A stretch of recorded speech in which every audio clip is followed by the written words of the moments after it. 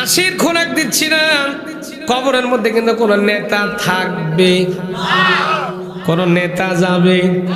কবরে যখন চকলেটের মতো কাপড়ের মধ্যে মোড়ায় দেওয়ার পর আপনার লাশটা যখন কবরে দেওয়া হবে, আস্তে করে সবাই বলে বিসমিল্লাহি ওয়ালা মিল্লাতি মিল্লাতি। সারা জীবন রসুলের দলের বিরুদ্ধে কথা বলেছেন, দাড়িওয়ালা টুপিওয়ালা দেখলেই বলেছেন জঙ্গি, রাজাকার বলে গালি দিয়েছেন। সারা জীবন রাজাকার রাজাকার বলে গালি দিয়েছেন, জঙ্গি বলে গালি দিয়েছেন। দাড়িওয়ালা টুপিওয়ালা মানুষদেরকে সহ্য করতে পারেননি, রসুলের দলের বিরুদ্ধে চলেছেন। মরার পরে বলতে যে রসুলের দলের মধ্যে দিয়ে গেলাম, কথা কই না বাড়ি। এখন ওই মরা পশা পশা লাশ আমার নবীর নেওয়া বুঝে খুব ঠেকা পড়ে গেছে।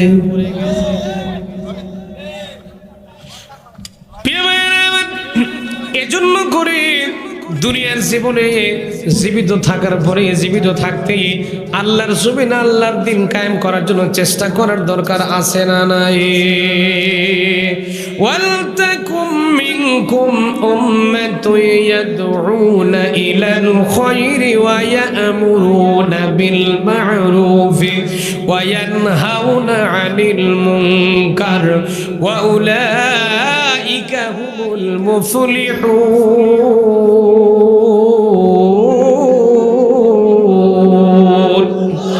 আরেকটু জোরে কোন আল্লাহু আকবার।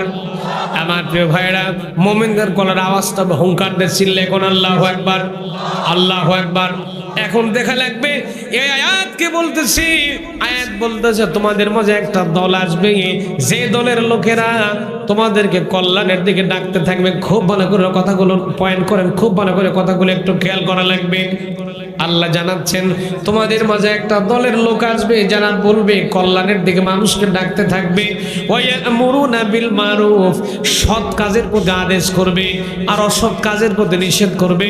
আল্লাহ জানাচ্ছেন ওই দলের নেতা করবে যারা, তারা সফলতা লাভ করবে আর তারা আমার জান্নাতের মেহমান হয়ে যাবে। ভাইরা আমার, এবার আসেন এই আয়াতটা আপনার নেতার জীবনে, যে নেতাকে আপনি মেনে চলেন, যে নেতার নেতৃত্ব মানেন, সেই নেতার জীবনের সাথে এই আয়াতটা একটু মিল করে দেখেন তো আল্লাহর কোরআনের সাথে আপনার নেতা মিলে কিনা। যদি নেতা না মিলে তাহলে ওই নেতাকে 140 তালাক দিয়ে ইসলামী দলের নেতার অনুসরণ করার দরকার আছে। এমনও দল বাংলাদেশে আছে, পর্যালোচনা করলে দেখা যায় এমনও জনপ্রিয় দল বাংলাদেশে আছে যারা ঠেলাই যখন পড়ে যায়, ঠেলাই পড়ে গিয়ে দলের নেতা কর্মীকে ফেলায় তুলে দলের নেতা বিদেশে বিমানে করে পালায় যায়। কথা বলেন না কেন ভাইরা আমার? আমি আপনাদেরকে সুন্দর একটা টপিকস বোঝাবার চেষ্টা করছিলাম, সেটা হলো ওয়াতাসিমু বিহাবলিল্লাহি জামিআন ওয়া লা তাফাররাকু। আমাদের সকলকে এক হওয়া লাগবে। সকলে যদি এক না হতে পারি তাহলে আমাদের কপালে আছে শুধু পিটন আর মায়ের বাটাম এমনিতেই ফাটানো হবে যদি আমরা এক না হতে পারি। ভাইরা আমার, কেননা মুসা নবীর উম্মতেরা বনি ইসরাইলের লোক যারা ছিল তারা কিন্তু এক হয়ে চলতো না। এক না হওয়ার কারণে বিভিন্ন রকম বিভেদ হওয়ার কারণে ফেরাউন কিন্তু তাদের উপর অত্যাচার নির্যাতন স্টিম রোলার চালিয়ে দিয়েছিল। অত্যাচার করতে করতে মুসলমানদেরকে মারতে মারতে অনেক কষ্ট দিয়েছিল। এক পর্যায়ে মুসলমানরা চিন্তা করলো এই ফেরাউনের অত্যাচার নির্যাতন আমরা সহ্য করব না, আমরা এক হব। কি হব? আমরা এক হব।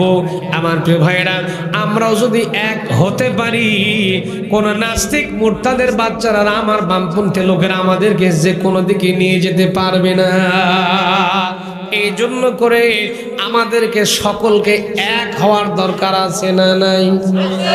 আস্তে করে কম ভাইরা আমার, মুসা নবীর সময় বনি ইসরাইলেরা এক হয়েছিল। এক হওয়ার পরে বনি ইসরাইলেরা যখন এক হয়ে গিয়েছিল, মায়ের খেলে বনি ইসরাইলের আলেমদের হত্যা করা হলো, মুসলমানদের মেরে ফেলে দেওয়া হলো, জেলের মধ্যে জুলুম করা হলো, নির্যাতন করা হলো। জেল জুলুম হত্যা সবকিছু করার পরে বনি ইসরাইলের মানুষগুলো যখন এক হয়ে গেল, আল্লাহ তখন জানাই দিল তোমাদের আর মাত্রার খাওয়া লাগবে না। আল্লাহর কোরআনের ভাষা দেখেন, অনুরিদু আন্নামুন্না আলাল্লাযীনা نستضعفوا في الأرض ونجعلهم أئمة ونجعلهم الوارثين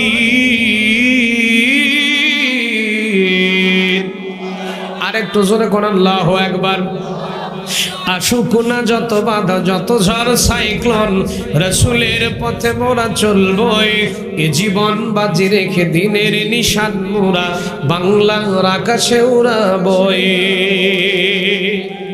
ঠিক কি না আসুক না যত বাধা যত ঝড় সাইক্লোন রাসূলের পথে মোরা চলবই এ জীবন বাজি রেখে দিনের নিশান মোরা বাংলার আকাশে উড়াবই মোরা কামানের মুখোমুখি দাঁড়িয়ে মোরা কামানের মুখোমুখি দাঁড়িয়ে আল্লাহু আকবার বলবো আসুক না যত বাধা যত ঝড় সাইক্লোন রাসূলের পথে মোরা চলবই এ জীবন বাজি রেখে দিনের নিশান মোরা বাংলার আকাশে উড়াবই আমাদের দেহে বই জিহাদি রক্ত আছে না নাই